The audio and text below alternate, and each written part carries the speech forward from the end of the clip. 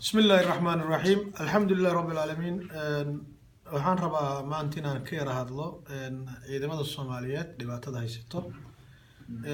ciidamada Soomaaliyeed dhibaatada haysto waxa kamid ah in isn mashaar qaadanin ayagoo gaajeysan bay shaqeeyaan runtii waxaan aad iyo aad ugu xumahay kadib maanta markii aan la xiriiray ciidamada Soomaaliyeed ee militariga ciidamada khaaska gaarka u tababaran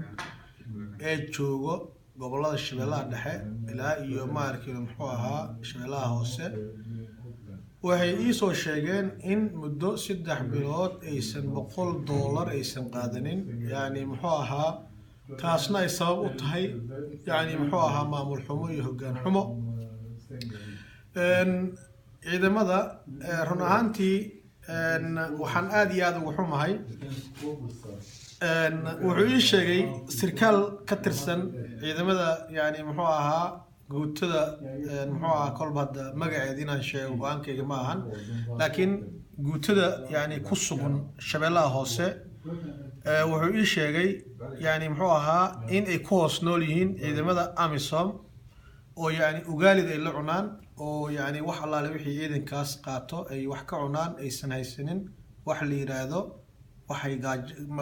ay daawo ku gataan aysan haysanin cunto ay cunaan aysan haysanin wax nolol la yiraahdo sidaas daraadeed waxaan rabaa inaan u baaqo shacabka Soomaaliyeed ee samaha jecel dalkan inay ka shaqeeyaan sidii isbedel uu ka dhici lahaa cid daryeesho ciidamada qalabka sida dal haduusan ciidan lahayn dal maahan cid allaale cidii doonto ayaa qaadan karto waana la boobi karaa khayraadkiisii marka waxaan codsanayaa oo xisbiga danguud ku baaqaya in la tayeeyo ciidamada Soomaaliyeed